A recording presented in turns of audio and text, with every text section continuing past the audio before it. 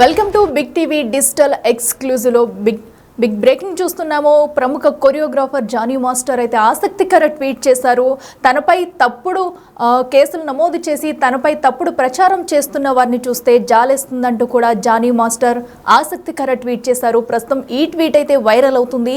అయితే ఈ నేపథ్యంలోనే ఆయన ఇదివరకే లైంగిక ఆరోపణలు ఎదుర్కొంటూ కూడా జైలుకి వెళ్ళొచ్చిన విషయం అందరికీ తెలిసిందే. తనపై ఫోక్సో కేసు నమోదవడంతో కొద్ది రోజులు జైల్లోనే గడిపి బెయిల్పై బయటకు వచ్చారు జానీ మాస్టర్. అయితే ప్రస్తుతం ఆయన చేసిన ట్వీట్ అయితే వైరల్గా మారింది. నాపై తప్పుడు ప్రచారం చేసేవారిని చూస్తే జాలేస్తుందంటూ కూడా జానీ మాస్టర్ ట్వీట్ చేశారు. అయితే ఆయన ఏం ట్వీట్ చేశారో ఒకసారి చూద్దాం. తమ సొంత లాభం కోసం కోర్టు ఆర్డర్లపై కూడా తమపై తప్పుడు ప్రచారాలు చేసేవారిని చూస్తుంటే జాలేస్తుంది. ముందస్తుగా నాకు తెలియకుండా జరిగిన యూనియన్ ప్రెసిడెంట్ ఎలక్షన్స్ గురించి నేను పెట్టిన కేసుకు సంబంధించి వచ్చిన తీర్పుని మీకు అనుకూలంగా నచ్చినట్టుగా మార్చి మరో కేసుతో ముడిపెట్టే పోస్టులు పెడుతూ ఉన్నారు. మీరేది చెప్పినా ప్రజలు నమ్ముతారనుకుంటున్నారేమో, కానీ అసలు తీర్పు వివరాలు బయటకు వచ్చిన రోజున మీ నిజ స్వరూపమేంటో దేనికోసం ఈ దుష్ప్రచారం చేస్తున్నారని అందరికీ అర్థమవుతుంది. ఆ రోజు ఎంతో దూరం లేదు, న్యాయమే గెలుస్తుంది అంటూ కూడా జానీ మాస్టర్ ట్వీట్ చేశారు. ప్రస్తుతం ఈ ట్వీట్ అయితే వైరల్గా మారింది. అసలు ఎవరిని ఉద్దేశించి ఈ ట్వీట్ చేశారు అనేది కూడా ఆసక్తికరంగా మారింది. ఎందుకంటే ఇదివరకే ఆయనపై లైంగిక ఆరోపణల నేపథ్యంలో ఫోక్సో కేసు నమోదవ్వడం, ఆయన కొద్ది రోజులు జైల్లో ఉండి ప్రస్తుతం అయితే బెయిల్పై బయటకు వచ్చారు. ఈ నేపథ్యంలో ఆయన వరుసగా ఇప్పుడు క్రమంగా మూవీస్ కూడా చేసుకుంటున్నారు, తన వర్క్ కూడా తను చేసుకుంటున్నారు. బట్ ఈ నేపథ్యంలో తనపై కూడా తప్పుడు ప్రచారాలు చేసుకుంటూ ఇంకా పోస్టులు పెడుతున్నారంటూ కూడా తను ఈ ట్వీట్ అయితే చేశారు. అయితే ఈ ట్వీట్ ఎవరిని ఉద్దేశించి చేశారు అనేది కూడా ఆసక్తిగా మారింది. ఒక స్వీట్ వార్నింగ్లో కూడా అనిపిస్తుంది దీన్ని చూస్తుంటే. ఎందుకంటే ఎవరికి కౌంటర్ ఇవ్వాలో కూడా ఈ ట్వీట్ ద్వారా ఇచ్చినట్టు కూడా తెలుస్తుంది. సో తనకు తెలియకుండా ముందస్తుగా జరిగిన యూనియన్ ఎలక్షన్కి సంబంధించి కూడా నేను ఫిర్యాదు చేశాను. సో దాన్ని వీళ్ళు అడ్వాంటేజ్గా తీసుకుని దానికి సంబంధించిన కేసును తీసుకుని వేరే కేసుకు ముడిపెడుతూ నాపై తప్పుడు ప్రచారాలు చేస్తూ కూడా పోస్టులు పెడుతున్నారంటూ కూడా జానీ మాస్టర్ క్లియర్గా చెప్పారు. సో దీన్ని చూస్తుంటే ఆయన ఎవరికి కౌంటర్ ఇవ్వాలనుకుంటున్నారో వాళ్ళకి క్లియర్గా ఇచ్చినట్టు కూడా మనకి ఆ ట్వీట్ చూస్తుంటే తెలుస్తుంది. సో ఆయన ఇంతకు ముందే జైల్లో ఉన్నప్పుడు కూడా చెప్పారు, అటు కేసు నమోదైన తర్వాత కూడా చాలాసార్లు చెప్పారు, నేను ఎలాంటి తప్పు చేయలేదు, న్యాయమే గెలుస్తుందంటూ కూడా అప్పటి నుంచి కూడా ఫస్ట్ నుంచి కూడా ఆయన ఇదే మాట మీద ఉన్నారు. సో ఆయన ఇప్పటి వరకు జైల్లో ఉండడము, ఎన్ని రకాలుగా ఇబ్బందులు పడ్డారు అనేది కూడా చూసాము. ప్రస్తుతం అయితే బెయిల్పై జానీ మాస్టర్ అయితే బయటకు వచ్చారు. సో ఎప్పటికీ కూడా న్యాయమే గెలుస్తుంది అంటూ కూడా ముందు నుంచి కూడా చెప్పుకొచ్చారు. ఈ నేపథ్యంలోనే ఇప్పుడు చేసిన ట్వీట్ కూడా వైరల్గా మారింది. సో కొంతమంది కావాలని దుష్ప్రచారంలో చేస్తూ తనని అవమానించడానికి, కించపరచడానికి, అలాగే తప్పుడు ఫిర్యాదులు చేస్తున్నారంటూ కూడా ఈ ట్వీట్ చేశారు ఆయన.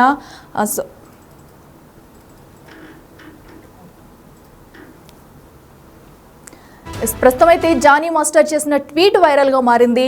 సో ఆయన తనపై కూడా కొంతమంది తప్పుడు ప్రచారాలు చేస్తూ కూడా పోస్టులు పెడుతున్నారంటూ కూడా ఒక ట్వీట్ అయితే చేశారు.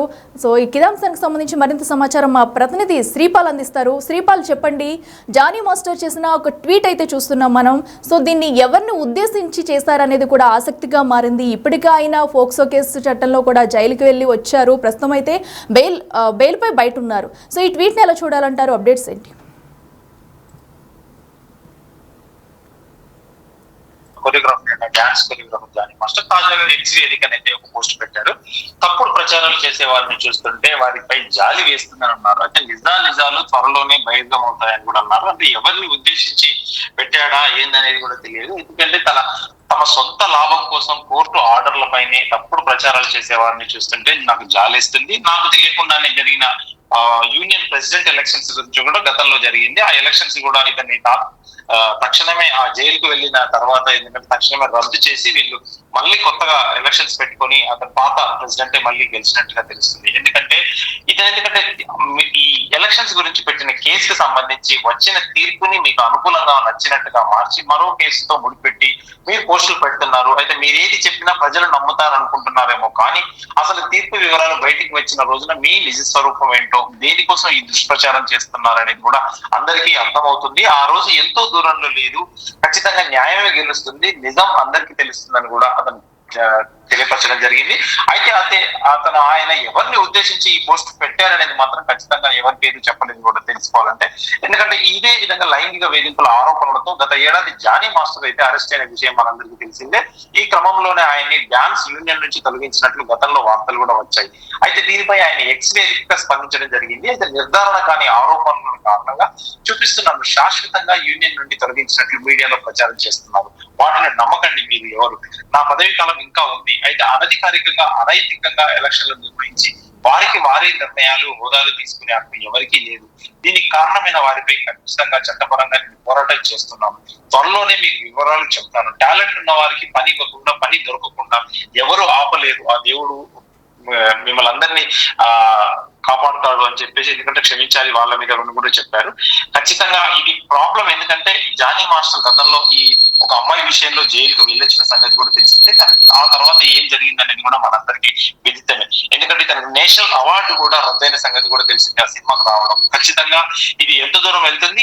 ఈ యూనియన్ లోనైతే ఖచ్చితంగా ఇప్పుడు ఉన్నాడు, కానీ తాత్కాలికంగా ప్రెసిడెంట్ పోస్ట్ కి అయితే ఏది లేదు, ఎటువంటి పోస్ట్ కూడా లేదు. ఇతను ఓటు కూడా వేయలేదని తెలుస్తుంది మొన్న జరిగిన ఎలక్షన్ లో. ఖచ్చితంగా నిజాలు ఏంటనేది భవిష్యత్తులో తెలుస్తాయి అక్కడ.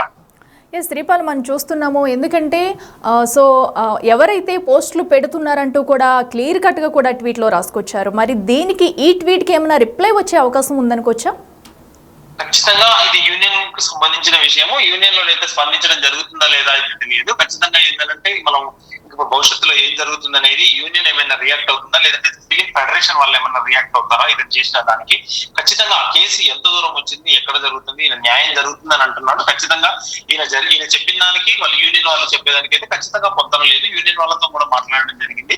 ఖచ్చితంగా పొంతన లేదని అయితే తెలుస్తుంది. ఖచ్చితంగా ఇది ఏం జరుగుతుందని అయితే జానీ మాస్టర్ పై అయితే, ఎందుకంటే జానీ మాస్టర్ పై డాన్సర్ ఫిర్యాదు చేసిన తర్వాతనే ఇవన్నీ ఖచ్చితంగా లేవనెత్తారు. ఆ తర్వాత ఎలక్షన్ జరగడం, ఇతను పార్టిసిపేట్ చేయకపోవడం, వాళ్ళు గెలవడం మెజారిటీతో ఖచ్చితంగా న్యాయంగానే వాళ్ళు ఎలక్షన్ జరిగిందని వాళ్ళ వైపు చెప్తున్నారు. ఇతనేమో నాకు అన్యాయం జరిగింది అని చెప్పి ఇతను చెప్తున్నాడు. ఖచ్చితంగా ఇది ఏం జరుగుతుంది అనేది మన ఫెడరేషన్ జోక్యం చేసుకుంటుందా, లేదంటే ఫిలిం ఛాంబర్ కావచ్చు, లేదంటే ఫెడరేషన్ కావచ్చు జోక్యం చేసుకుని ఖచ్చితంగా ఏందనేది కూడా భవిష్యత్తులో తెలుస్తుంది అట్లా.